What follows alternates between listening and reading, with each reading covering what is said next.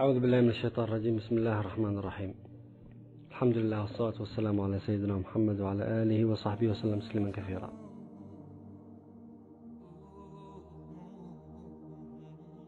Allah Azza wa Jalla says, وَمَا كَانَ لِنَفْسٍ أَن تَمُوتَ إِلَّا بِإِذْنِ اللَّهِ كِتَابًا مُؤَجَّلًا.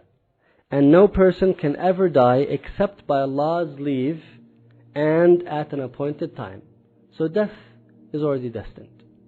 It is already written in Allah al-Mahfuz exactly when you will die. So Allah Azza wa Jalla is telling you in this ayah, and no person can ever die except by Allah's leave, by Allah's permission, and at an appointed term. And that appointed term is already appointed. It's already set, and it will not change. And Allah Azza wa Jalla says, وَمَا يُعَمِّرُ مِن مُعَمَّرٍ وَلَا يُنْقَصُ مِنْ عُمُرِهِ إِلَّا فِي كِتَابٍ إِنَّ ذَلِكَ عَلَى اللَّهِ يَسِيرٌ. And no aged man is granted a length of life, nor is a part cut off from his life, or another man's life, but is in a book, Allah al-Mahfuz. Surely that is easy for Allah. This ayah and the ayah before it, the ayah that states that you will die at an appointed time, the author says, فيها تشجيع للجبناء وترغيب لهم في القتال فإن الإقدام والإحجام لا ينقص من العمر ولا يزيد فيه. He said this ayah will encourage the cowards to fight, because courage does not decrease your life and cowardice does not increase it. No matter how courageous you are, that is not going to decrease your life. And no matter how much fear you have, that's not going to increase your life. If a mu'min reaches to the state of yaqeen, certain faith, that my death will only come at the appointed time, then this believer will be very courageous. He will fear nothing, because all of the enemies that he will face are going to be creatures of Allah Azza wa Jalla, makhluqeen, and they are controlled by Allah Azza wa Jalla. So why fear them? Khalid ibn Walid radiallahu anhu, with all of his courage, he would throw himself in situations, and then he said about himself, لَقَدْ اقْتَحَمْتُ حَتَّى أَيْقَنْتُ بِالْهَلَكِ. I would throw myself in the ranks of the enemy until I would be certain that I cannot come out alive. And here I am dying on my bed. I threw myself one time after another among the ranks of the enemy, and I would still come out alive. And then he would say, so may the eyes of the cowards never see sleep. He's making dua against the cowards. He's saying, well, how come you're being cowards when courage did not kill me? And here I am dying on my bed. It's one of the Muslims during the Futuhat of Persia, of the Persian Empire in Iraq. His name is Hajar bin Uday. Between the Muslims and the Persian army was the river. So Hajar told the Muslims, how come you don't cross to the enemy? Just cross to the enemy. And he jumped in the river on his horse, and all of the Muslims just followed him.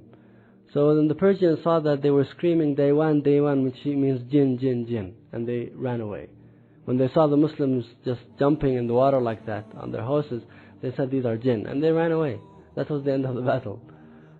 This is because of their courage. And Hajar justified that action by saying, وَمَا كَانَ لِنَفْسٍ أَن تَمُوتَ إِلَّا بِإِذْنِ اللَّهِ. He said, no soul will die except by Allah's leave. So if we're not going to die except by Allah's leave, let's jump in the water. If Allah wants us to die, we'll die. Otherwise, we'll be safe. He'll protect us.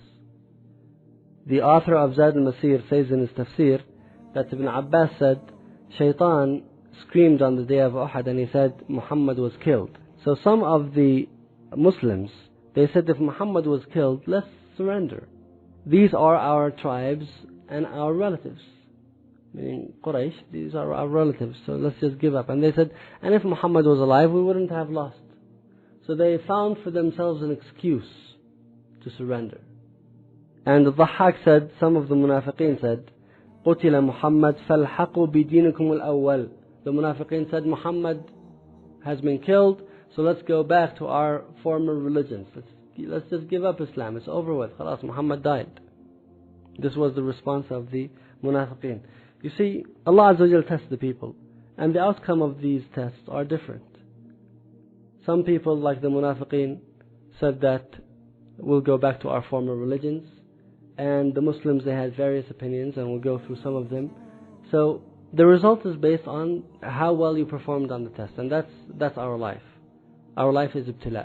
It's all full of tests, and Allah puts us in one test, and then another test, and then another test, and if we keep on passing these tests, we become pure and pure and pure.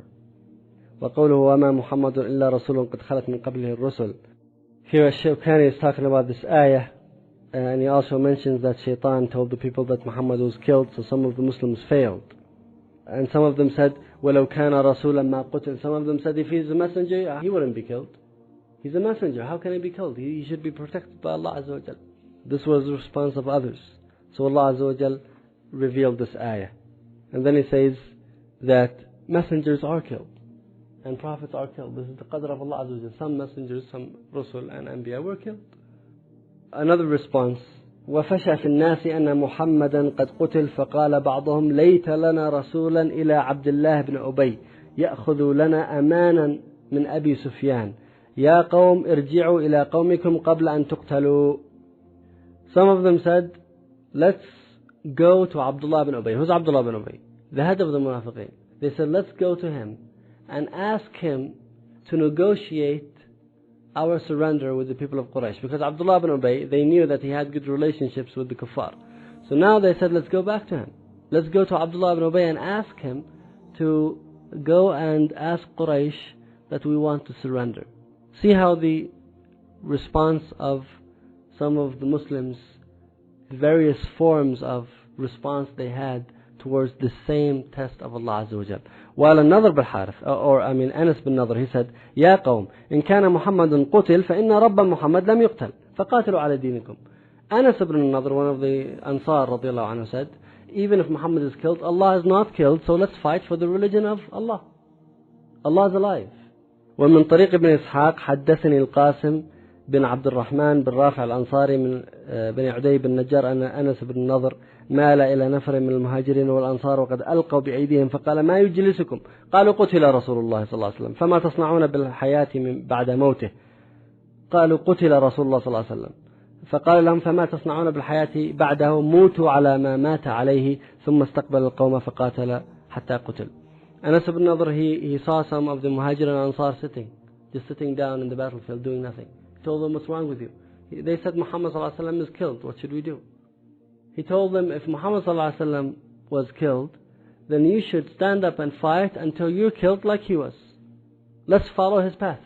And he stood up and fought until he was killed. Some of the Muslims just sat down.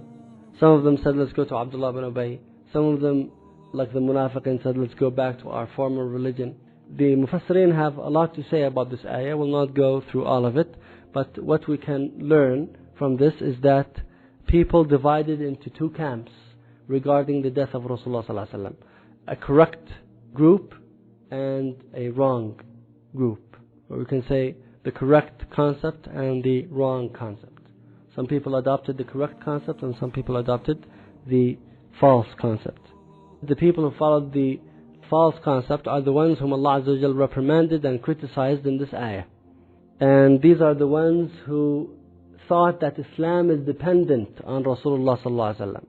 The people who adopted the false concept could be divided into two groups. One group are the ones who failed because of the rumor of the death of Rasulullah sallallahu alaihi wasallam.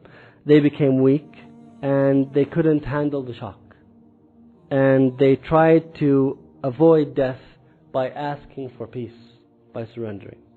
The second group of the people who adopted the false concept are the ones who adopted an even worse position, and that is asking or wanting to go back to kufr. They completely gave up. So the first group are people who were seeking to avoid death. And they thought that since Muhammad sallallahu alaihi wasallam was killed, then we're all going to lose, so let's surrender. But then you had another group, and these are the people who just completely gave up Islam. So these are the ones who followed the false concept, and that is the concept of thinking that Islam is dependent or jihad is dependent on Rasulullah sallallahu alaihi wasallam. The position of these two groups who adopted the false concept is the position of many Muslims today. Some people, they concluded that Islam is wrong because Muhammad sallallahu alaihi wasallam was killed. even though they were fighting with him in the battlefield. Now the people who adopted the right concept are the ones who are following the way of Anas ibn Nadr, who saw the Sahaba sitting and he told them, why are you sitting? They said Muhammad ﷺ was killed. He said, then what are you going to live for if Muhammad ﷺ was killed? Stand up and fight until you're killed like him. And also the way of Abu Bakr as-Siddiq radiallahu anhu, who told the people of Muhammad, if you are worshipping Muhammad, then Muhammad is dead, but if you're worshipping Allah, Allah is alive and will never die. And also Ali ibn Abi Talib, who said that if Muhammad ﷺ is killed, I will fight for his religion. صلى الله على سيدنا محمد وعلى آله وصحبه وسلم تسليما كثيرا.